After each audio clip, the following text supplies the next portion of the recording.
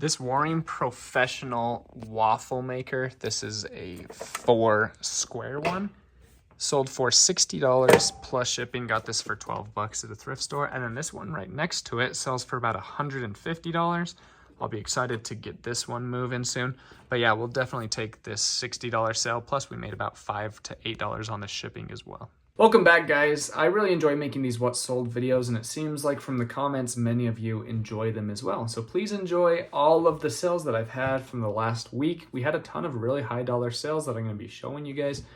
So yeah, let's take a look at what I sold. Also, before we get to that, I did start a new podcast with Sony Las Vegas called The Reseller Island. I'm going to have the link in the description below.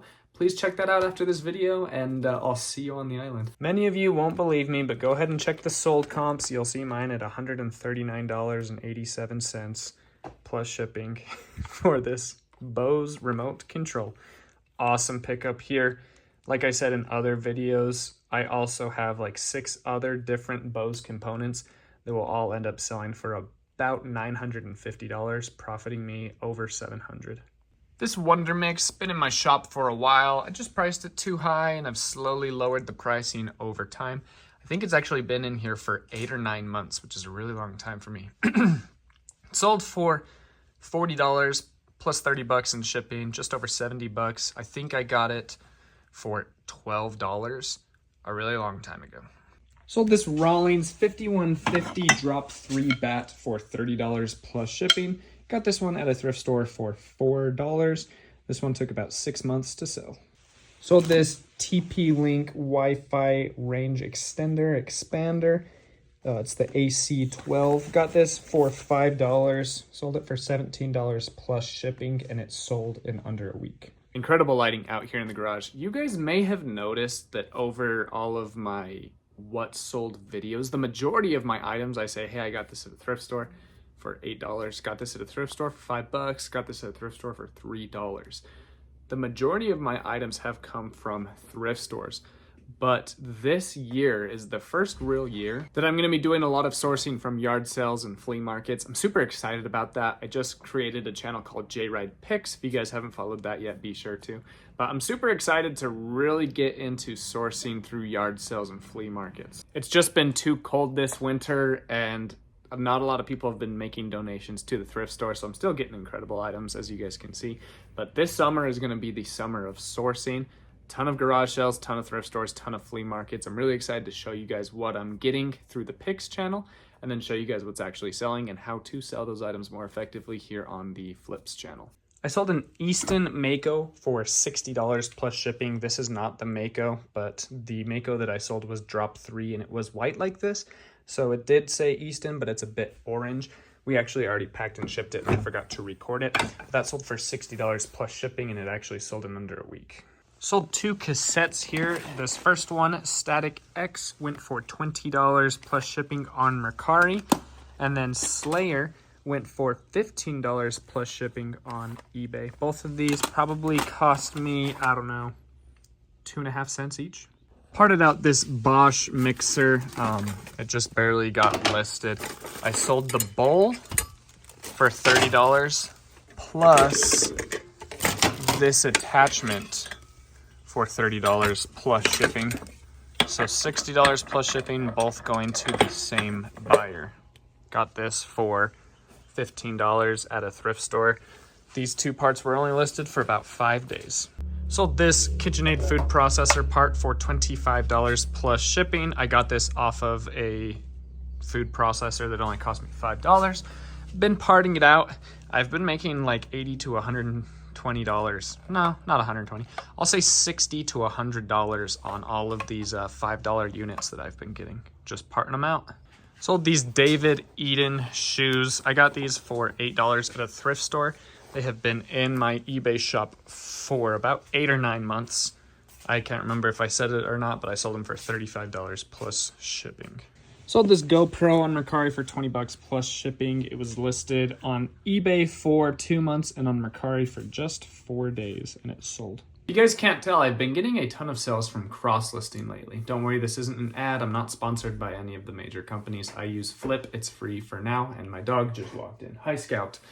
I am a cross-lister now. I was actually against cross-listing about a year ago, but I have decided that the current landscape of reselling, the best thing to do is actually to cross-list, to get your items on multiple platforms, and then just to stay diligent about delisting and making sure that things aren't selling across multiple platforms. But Mercari especially has been really awesome. I'm currently selling 15 items a day on eBay. I'm selling 4 a day on Mercari, and I'm not completely cross-listed yet. And I just sell like 1 or 2 on Poshmark. But I have 780 items listed on Mercari. Once I get that doubled to my 1,500 or so items, I'm sure that I'll be selling about 15 a day on eBay and about 7, 8, or 9 possibly on Poshmark. So I'm super pumped about that. We sold the Hatachi Workout 2-speed massager, sold for $60 plus shipping. I had this listed for just over 2 weeks, and I think I got it for $5. I sold this Salvatore Ferragato, I think that's how you pronounce it. Listed these for $50, got an offer for $30 after like 4 days, and I just decided to accept that. Also got these Ray-Bans for $1. All of these ones are all super scratched and frames only, so this is a frames only, sold for $35 plus shipping, was listed for about 2 weeks. Same situation here, super scratched up killer loops, got these for $1, sold for 15 buckaroos plus shipping. Sold this Sleep Number remote to a... Okay, that sounded much worse than it actually was. It still works, so we're good to go there. This sold for $60 plus shipping. And I actually already previously sold that. I shipped it out. When the buyer got it, they sent a message saying, hey, I actually found my old remote. It was shoved underneath like a dresser or something, so they returned it. I tested it. Sounds like they were very truthful, so I made sure it works and it sent it back out. Bought this HP calculator for $1. I listed it for $109.87. The day I listed it, it immediately got a watcher. I sent a 15% off coupon, not a coupon, a 15% off offer on all of my watched items as usual. And it sold the same day it was listed for $93. Sold this Denon car stereo. Of course, it's the one on the bottom, so I'll pull it later. Sold for $70 plus shipping. Got this for $5 at a thrift store. This one took about 9 months to sell. Sold this Louisville Slugger first baseman baseball glove. It's the 125. Sold for $40 plus shipping. I have been selling so many baseball gloves, and the majority of them are actually going on Mercari. We got some more scratched up Ray-Bans. These ones are going for $40. Got them for $1. They are going international. Actually, I think this was part of that bulk buyout. So these cost of goods is about $5.50. It's going international, so no returns, which is awesome. And yeah, listed in my store for under 2 weeks. Some sellers have told me that international shipping has completely destroyed their eBay store. Others have told me that it's an awesome and positive experience. I'm one of those that I have had nothing but a positive experience with international shipping. And eBay is actually pushing this, actually reaching out to influencers, having them do a day in the life of an international shipper on eBay, things like that. It's something that's making its waves through the community. And I'd love to hear your guys' opinion below in the comments. Are you doing international shipping?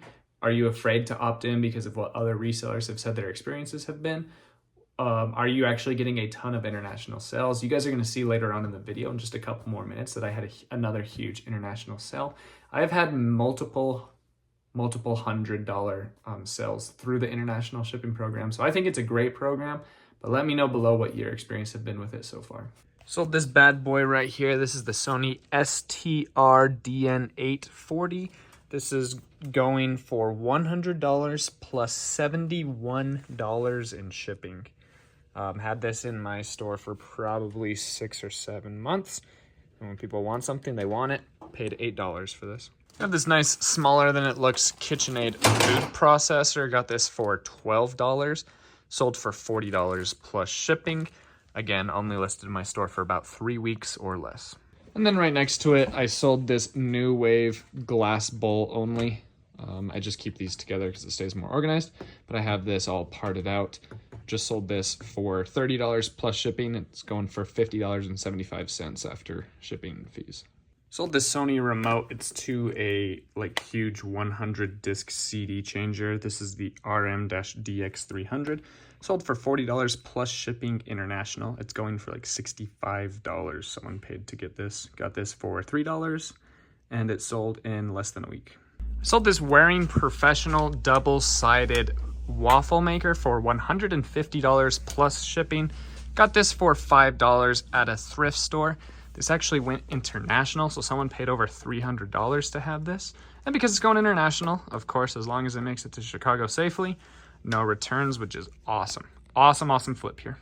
Sold this Dooney Burke Bag for $34 plus shipping on Poshmark. I actually got this bag for $10 at a yard sale just under a year ago. So handbags notoriously for me have been a longer sell-through rate. But $10 into $36, not the best flip, but not the worst either, so we'll definitely take that. I sold this Shark Professional iron. Sold it for $21 plus shipping. Only got it for $5 at a thrift store. It was only in my shop for 2 months or less. Not the greatest flip in the world, but we will take it. Got this Spyro Game at a yard sale for $1. Footage of that video should be coming out over the next week or two, which I'm excited about. This sold for $17. I had it listed for $20, and someone sent me an offer the same day it was listed for $17, and I accepted that. I got this for one whole doll hair. Awesome lighting here. I sold this Dyson, I think this is the DC-19 canister for $30 plus shipping. Cost of goods into this is like $4 or so. Statistically, only 4 out of 10 of you have made it to this point in the video, so I saved a juicy tip for you guys if you want to hear it. Habit forming is exponential. If you want to better yourself, it happens exponentially. And I think when we all think of exponential graphs, we think of this part, right? Where all of a sudden it just starts to take off. But what happens in exponential graphs is it's close to no results, close to no results, close to no results, close to no results, close to no results, a little bit of results, a little bit, a little more, a little more, a little more, and then it takes off, right? So we always focus on this part and we ignore this part. The book Atomic Habits, if you guys haven't read that before, I highly recommend that one. It says that usually it takes 17 days before we actually see progression in our habit forming. Now, if you guys want to develop the habit of listing every single day on eBay, or if you want to develop the habit of swearing less or letting go of alcohol or any habits that you want to do to make yourself a better person, it sucks the first 17 days, sometimes even a little bit longer. And what actually happens is during those first 17 days, your production and your progress toward that goal actually dips. So you actually, for the first 17 days, you actually get worse at what you're trying to accomplish.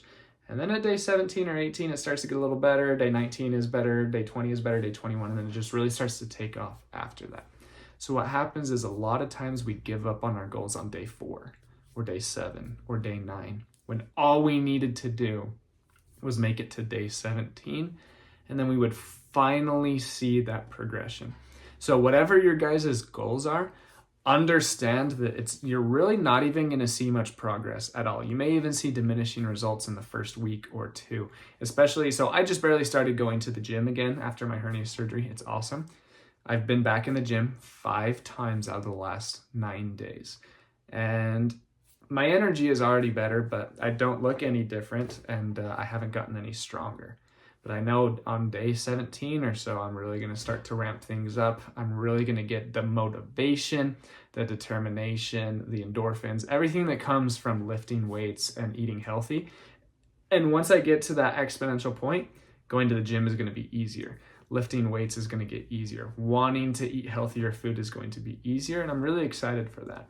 So if you guys have been caught in a rut or a routine of starting to get better, you want to do something, you want to form a habit, you want to get better, and you quit at day 2 or 4 or 6 or 9, you got to break through that plateau and just realize it's going to suck for 2.5 weeks. For 17 days, you're going to see no results or negative results. But then at day 17, you finally wake up and you start to get better. At day 19, it's already much better. At day 37, it's amazing. At day 162, you're on fire. And who knows who you're going to be a year from now, a decade from now, or even 20 years from now. So keep it up, guys. Let me know if you guys like these tips, if you want me to keep including them in the videos. Okay, love you, bye.